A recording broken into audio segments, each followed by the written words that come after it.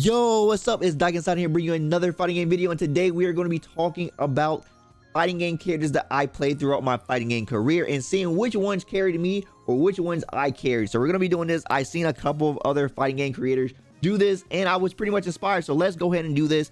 This is also a good time for me to talk about the timeline events of games that I played and just give you a little bit of backstory about me while we do this. So we're going to be starting off with Persona 4 Arena. Akihiko, the very first fighting game character I truly played, right? So this character right here, I definitely feel like was definitely equal footing. So this is Persona 4 Arena. This isn't going to be Persona 4 Arena Ultimax. This character was definitely not the strongest at this time. He definitely got better in Ultimax.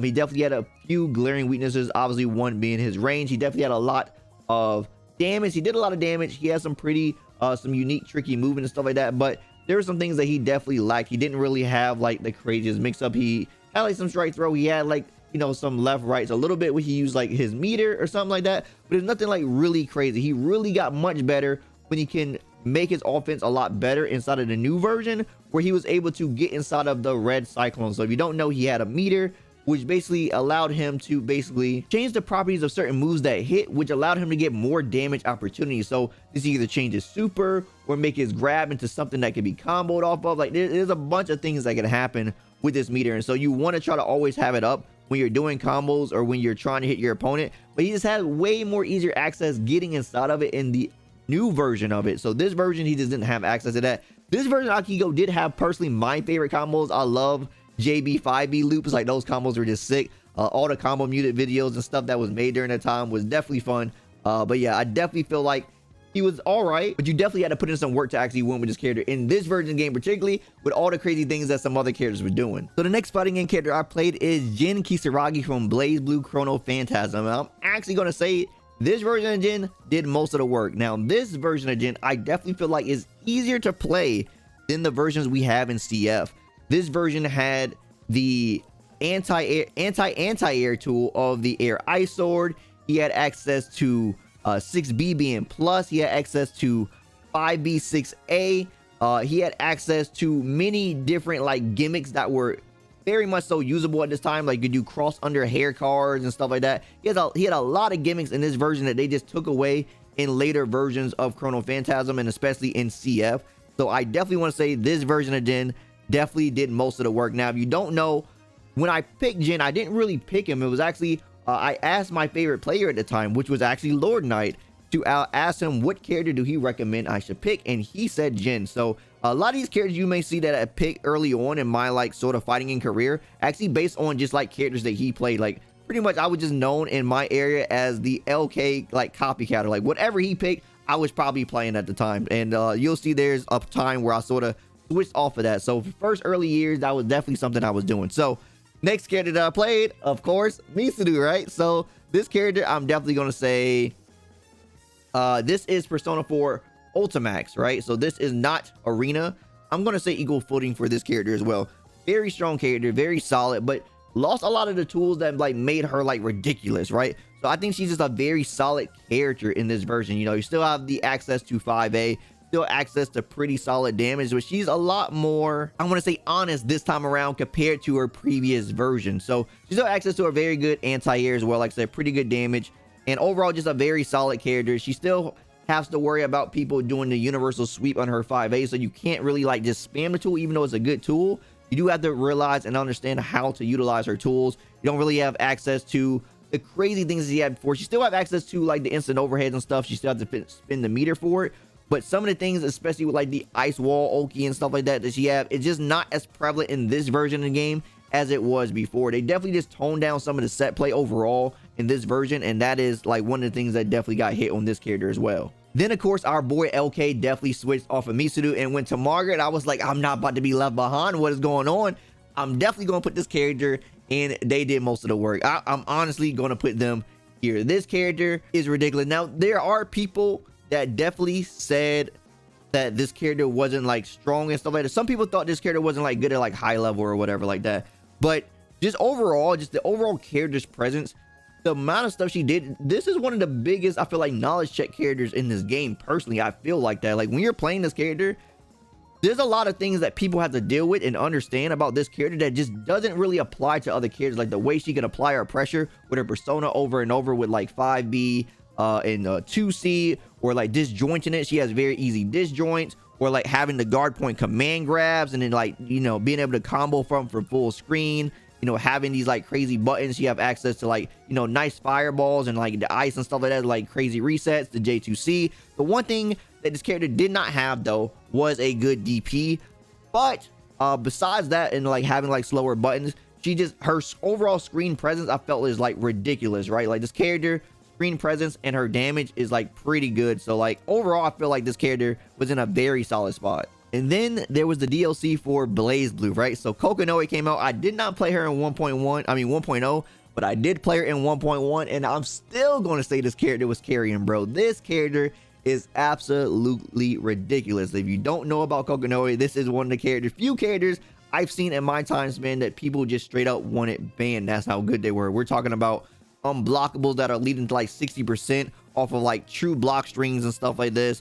We're talking about ridiculous damage all around, ridiculous screen control, ridiculous options as far as like mix-ups and teleports. Frame 1 invincible teleport, should I tell you, by the way. Like, she had so many options. She didn't have a meterless reversal, but, well, I guess that, I mean, it's frame 1 teleport. I guess you could consider that reversal. It's not hitting you, but it technically is. He had a knowledge check super, where if you didn't know how to deal with it, the ball would just come back down onto you. He had so many different options you had to deal with. And like Blaze Blue, I feel like is definitely a knowledge checkable game, but just the amount of options she had with like 6B being able to cancel off mini normals, JC being an instant overhead, 2A being a low, which is not a low no more. She just had so many options at her disposal. It was just so much to keep up with, especially with the options that she had for mix-ups being on top of everything that she had in her toolkit, on top of the unblockable. Like, it's ridiculous, man. She had so much. I believe this is one of the few characters in the game that people were saying there was like an 8-2 matchup inside of this game, right? And people were saying that like that Kokonoe versus Bullet was like 8-2. Some people even said 9-1. I don't know if we're talking about 9-1. I don't even know if it was an 8-2, but there are people out there that did believe that was a very bad matchup inside this game. And yeah, this character was ridiculous. And finally, this is where I finally started to dwindle away from just playing characters that LK played, and I picked Elfel, bro. And I'm going to say this character was definitely a hard character. Like, come on, we can't even argue this, bro. This character, upon vanilla release of Exart, if you don't know, I even made a video, and I'm still going to make that series, the War Crime series, talking about very strong characters inside of fighting games and what made them so strong. But this character, when she first came out, we're talking the same thing. Unblockables out the ooze, all right? Straight up, mad unblockables. Command grab that is throw invul. She had the pawn berry, so basically she throws it out on Oki, and it basically like designate after a certain amount of time, and she can make it even more block stun. If she hold it in her hand, she cook it long enough, she can make it more block stun and stuff like that. So just allow her to do the unblockable setups. But on top of that, she also was able to just, if you hit her, it didn't go away on block or hit. So you would hit her and say if you DP, you'll land on the Pine Berry Shield tech, and then all of a sudden you're getting combo for DPing her. So you're getting combo for being right. This character was ridiculous. You had the Air Bridal Express being plus. You had mad good buttons, Far Slash, Coast Slash, popping bottles. Like, all these buttons are still good in the version of the game today. She's still like a top 3 character, but they were just even more ridiculous back then because the unblockables were just straight up free. You didn't have to like spend any extra meter. You kind of just do it for like, if you did like anything 50 meter in the corner was straight up unblockable. Like, just straight up, she just had so many good things. And don't even get me started on the shotgun pressure. Everything was pretty much plus. P was plus, S was plus, the shots were plus. There was like really almost nothing you could do. Like, the options that were there were ridiculous. They pretty much went into 1.1 really fast. Like, we only played like vanilla Exard like for a few months, and then 1.1 came out, and that's when they nerfed the grenade, they nerfed a little bit of the shotgun. But like,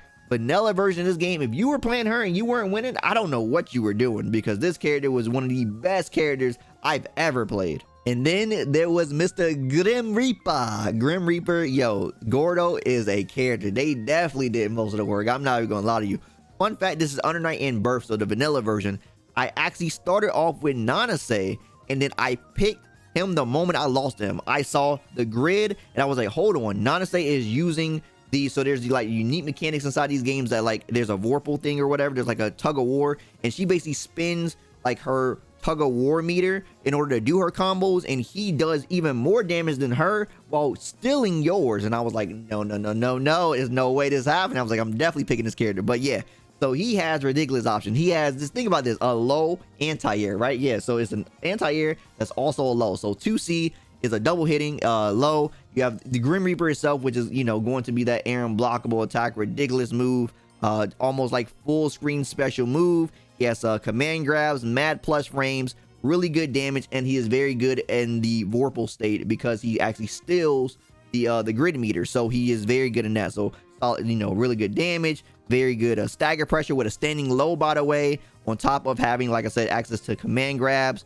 ridiculous special moves, plus frames. Like, he is a very, very strong character. Of course, he does have like slower normals than like other characters, but that's just you shouldn't be whiffing his buttons. His buttons are ridiculous. Like, you shouldn't be whiffing with this character. 5C is ridiculous, you know, like I said, Grim Reaper and all this stuff.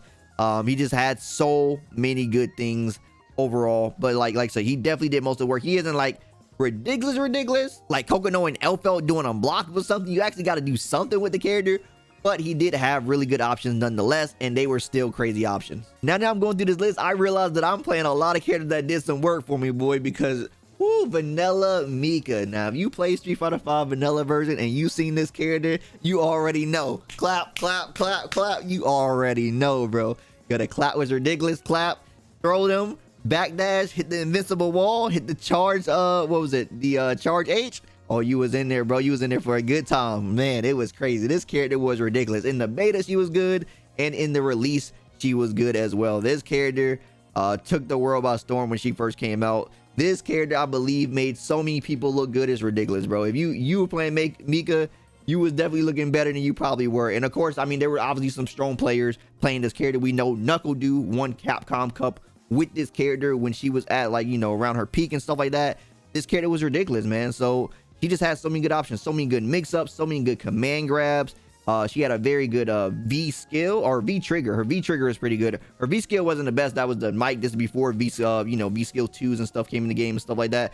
So her V skills were very good though. Or V triggers. I still remember to this day one of my favorite matches of Street Fighter 5 was Ricky Ortiz versus Marn at NCR 2016. It was a lot of comedy in that match, but also a lot of high level play, and Marn was just going absolutely bananas, bro. It was a ridiculous set. I was like, he can't keep getting away with this, bro. But yeah, Mika's a character, man. She definitely was something. Now, I know you guys see the boy here, Akuma. This is not Street Fighter Akuma. This is Tekken Akuma. Tekken 7 Akuma. Hard carry, bro. Can't even lie about it. Can't even lie about it. People will sit here and tell you he is a hard execution character. And yes, he has some hard combos, but it does not even matter. The things this character can do is ridiculous. They, like, every single version, this character was getting nerfed. You played him at Vanilla when this game first came out. Oh, you was cooking. You was cooking. Like, this man had everything, bro. The jump arcs were ridiculous. It was hard for people to hit him out of the air. He had some crazy touch of deaths. He had he was way more safer than he is now. He just had a lot more like ability to like some plus frames and stuff like that. His options were just better overall. He just had more mix-up options, more damage opportunities and stuff like that. This character was absolutely ridiculous, man. Like, they keep nerfing him, and he is still considered one of the best characters. Once again, like I said, people will argue that he is hard, but I consider if you played Street Fighter 4 and you want to come inside of Tekken, this was the perfect character, bro, because it's like you're definitely not even playing the same game. Like, you can literally play, they transition him so well. You can literally play like you're playing Street Fighter inside this game and do pretty well. I remember when this game first came out and Punko was playing this game, and then people were like surprised of how well Punko was doing in the Evo bracket with just Akuma. That character was ridiculous. It was like, man, he like a Street Fighter player coming into the game, making Tekken players look like they don't know what they're doing. Obviously, he did play some Tekken before, but just the fact that he could pick up this character and just perform that well back then just showed a testament how strong Akuma was at that time. So some of you may not even know this, but I did in fact play Injustice 2 for a while, and this was the first game I actually got sponsored for. So I got sponsored for Injustice 2, and I played this game for about 2 years. And yeah, I love this game, bro. I played Supergirl, and this is my main character through like the entire of that game. Now I'm gonna put Supergirl in equal footing. Actually, a lot of people will probably say, yo, you're crazy on this. This is a hot take for sure. For some people say like they definitely did most of the work. I'm gonna put her equal footing just because I just honestly don't think, and this is just personally, this is a hot take, the NRS community, from my experience, do not lab the way they should. there's a lot of things that you can sort of counter from what this character can do that just a lot of the people in the scene just didn't know about or didn't utilize. There's a lot of people, I was in a lot of discords, I was playing a lot of people just trying to get a lot of matchup experience, and they're all saying the same thing about how this character is dumb, or you can't deal with this and this. And I show them, literally show them ways of how they can deal with it with their character, because it's a string-based game. So when you see things inside this game, it's very easy to understand the answers because everything is string-based, right? So it's very easy to do the execution of these things that you see on the screen when it comes to these games, as far as just doing the strings and stuff. So I can easily show them the answers, but they just always said the same thing, and I just never understood why. But the reason why people thought this character was so strong is she had teleports, she had very good zoning, she had very good mix-ups, because she's one of the few characters in the game that actually has flight, so she could fly in place, or she does like the Superman pose or whatever, so she could do like double overheads. She could fly to the other side, so you has like instant air dash stuff you have to deal with, which gets crazy because you can jump over one way, flight, do an overhead, and then do the flight thing again, could cancel into it, and then air dash the other way, so you get like left, right overheads and stuff like that. And she had like really fun combos. She had a really good low profiling low attack that went into this ice breath. Before, when she first came out, she actually was not that good because the ice breath thing did not do damage, and also she actually didn't have a safe way to end her block string. So her back one, I believe is back 1, 2, 3 or something like that. I forget exactly the string name, but basically the shoulder tackle at the end was not safe, so she didn't have an easy way to actually end her block strings. And once they changed that, this character became much better. But yeah, I truly feel like once you understood this character, which a lot of the people that I trained with, that was in my team, that was with me, understood the character, because I made sure that they understood exactly how this character worked. They definitely became better over time, and they were definitely able to fight this character a lot better inside of tournaments overall, and just overall fight me a lot better as well too.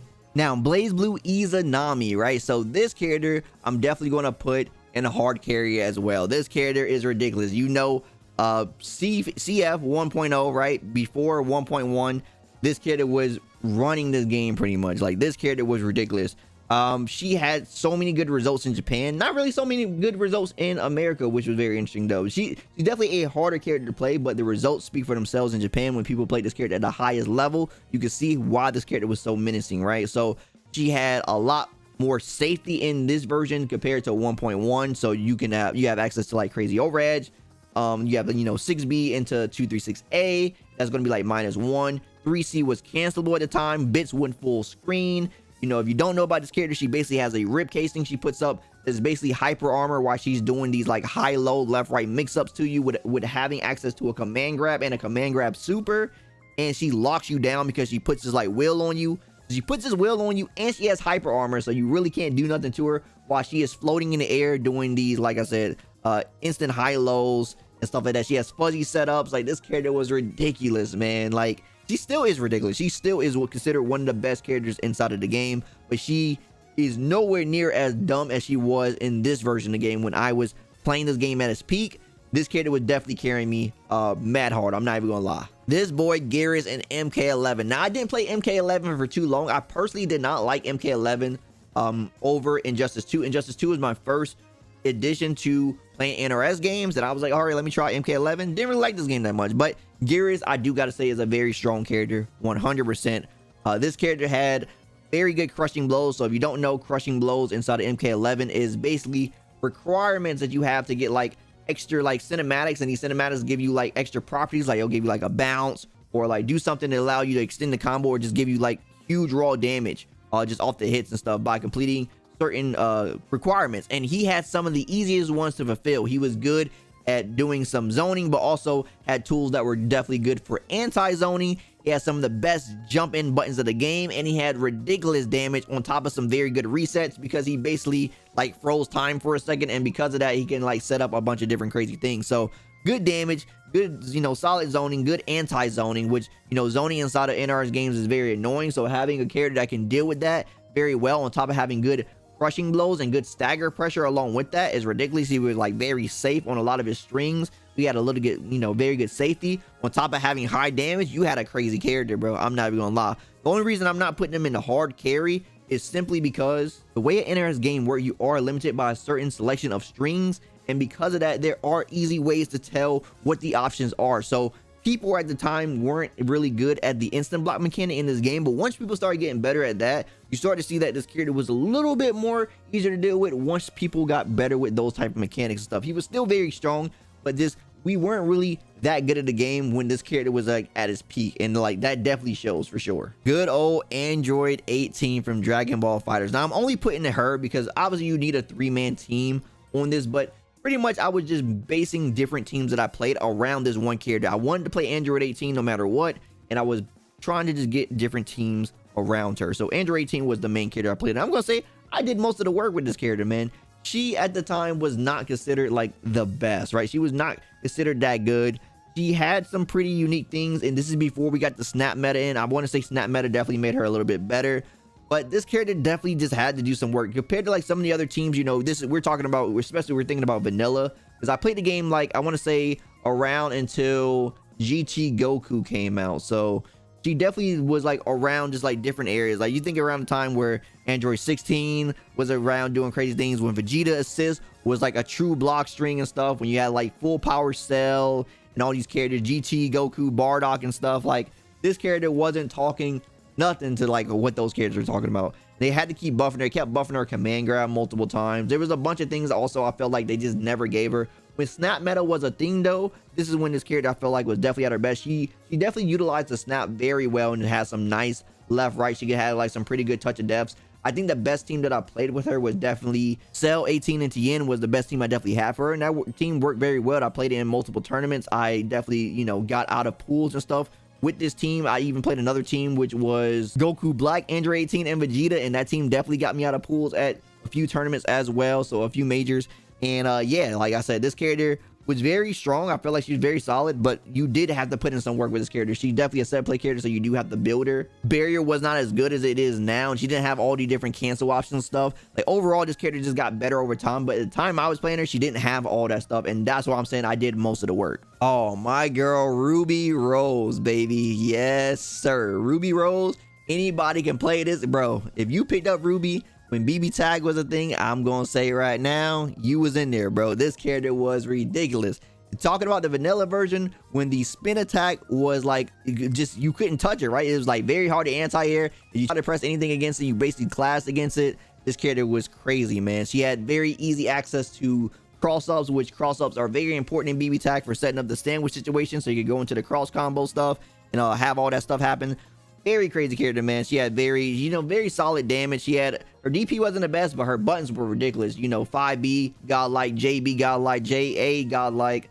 Just overall, her overall screen presence is really good. Solid projectiles, and pretty good assist with the back assist. You know, the giant scythe swing being very good. She had a projectile assist as well, which, you know, helps out certain characters as well.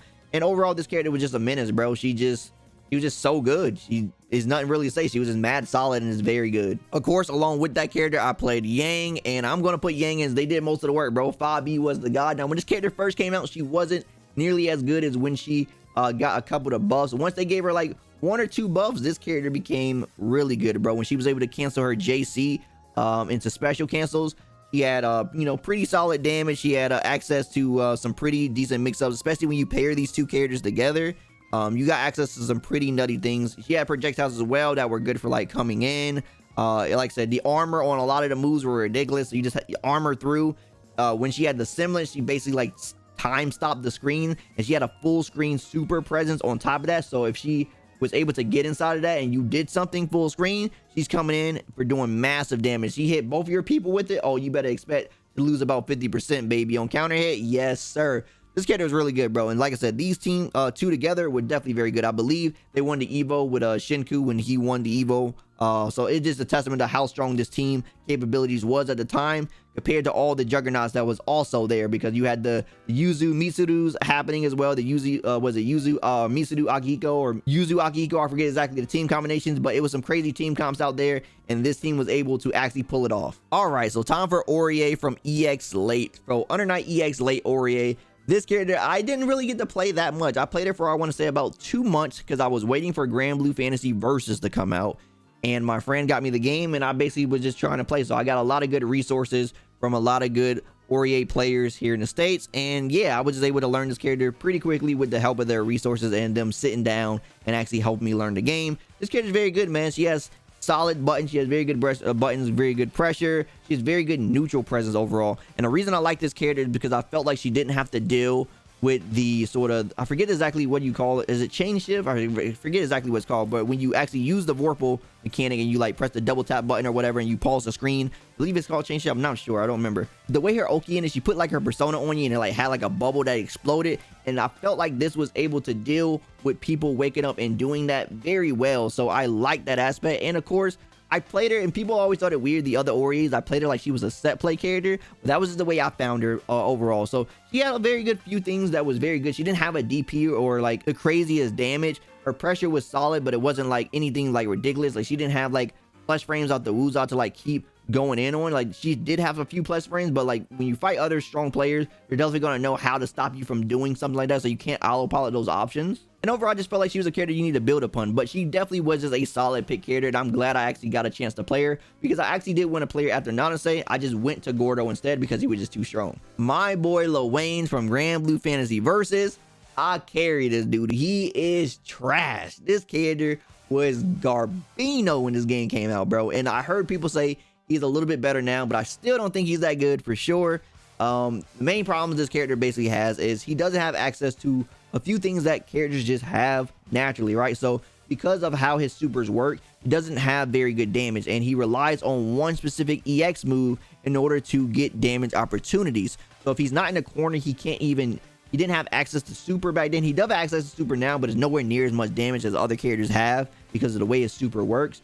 So basically, if you hard read a person doing a DP or something like that, the best thing you got if you didn't have an EX would literally just HHH, would did like 10%, while everybody else is doing like 8 super into like 50% or something like that, you know? So he didn't have access to a lot of things other people have, as well as him being power crept. As far as the unique abilities that you have, his counter, so his little counter stance can actually be sort of evaded, so you could use the evaded mechanic and he cannot hit you. Now there's a couple other characters, Aurier and I believe they call him Sheesh in the game, even though they look like his name is Seox.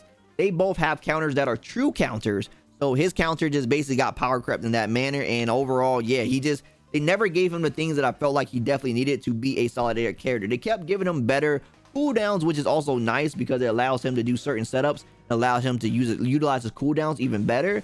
But his overall main issues of not being able to take advantage of a person that is doing high risk options, and he's not be able to get high return off of being correct on blocking those options or baiting them out, is just one of the biggest issues he definitely have. Like the minigame super is fun and all, but once the person understands how to deal with that, that super is bad. And even with the new mechanic, the overdrive mechanic, now that you can't even chip them out, it became even worse to use that super. So now he just has a super that feels essentially very useless. Good old Mila Rage from Guilty Gear Strive. I'm going to put her in I did most of the work. This character is okay, man, but she definitely is missing a lot of things of what other characters have in Guilty Gear Strive, right? If you think her compared to like Biken, once again, I made this comparison before, she just sticks her neck out a lot more than say a character like Biken. You do Bad Moon, you die, but you know, if she do TKO Zansen, she gets plus frames or she gets a combo off of it depending on how she did it and stuff like that. So this character just don't have those options. Her damage isn't like nearly the highest compared to like some of the other characters. It took like a year, but they finally actually addressed her safety issues. So now 2D is going to be safe, and her 5H got safer now too. That took a little while to actually get implemented. So it took her a while to have some things where just like she couldn't even do like proper block strings to make herself safe. So she has some safety issues on top of having pressure issues that are still prevalent to this day. And it's like every time they try to buff her, they also nerf her in some type of way. So the main ways I can think of is when they tried to buff S-Disc, now she doesn't have the S-Disc cross up. And when they buff H-Disc now to where it doesn't go away on block, now because a person gets hit by it, it makes it harder to where actually it's hard to pick up. So if you block something like a DP, it like sometimes pushes you far out and then they get hit by the disc because they land on it, and it's hard for you to run over there and try to pick that up. Rather than before, if you just block the DP, you can run over there and at least get a close slash counter hit and get a big damage combo off that. But it just makes it harder now to actually get some of these things started. So this character overall in Strive is still a little bit strugglish. Some people are having some decent results for her, but she still is nowhere near strong as some of the other characters inside the game. Now, this girl Biking, on the other hand, I'm gonna say they do most of the work, bro. This character definitely be cooking. This character is ridiculous, bro. So some of the things I was just saying before, she has really good damage. She has a frame 1 parry. She has access to Tico Johnson, which even if you don't do it in the air, if you just do it off the ground, is going to give her immediate close slash. She has very good stagger pressure, where you have to deal with many big counter hits. You have to deal with the counter hit from the pull in, from the from the claw. You have to deal with the tatami mat. So she has very good counter hits, opportunities. Like I said, very good damage. Having access to that frame 1 parry, very good things to toss out in neutral. You have the Yozansen that's able to cross up.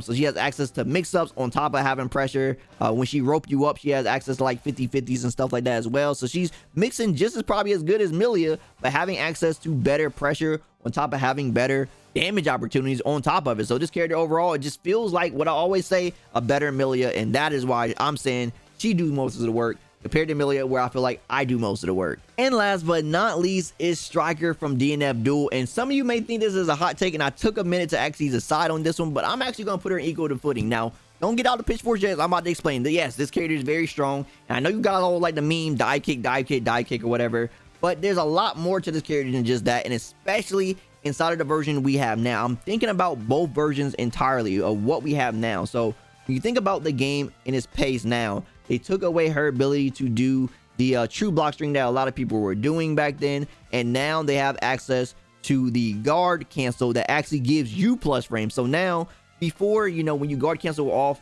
before she had access to doing 6S into spending her gray life to actually apply more pressure or to actually get a damage opportunity, but now because you actually get to run up and do a block string to her, you're able to get that guard meter going as she just sitting there blocking, right? So it's much harder for her to actually get those opportunities actually starting. Now, there are some things she could do for knowledge checks, but they're nowhere near as strong as just simply just having block strings that just allow her to actually just break your guard. Now she has to actually play this sort of interaction game when it comes to that.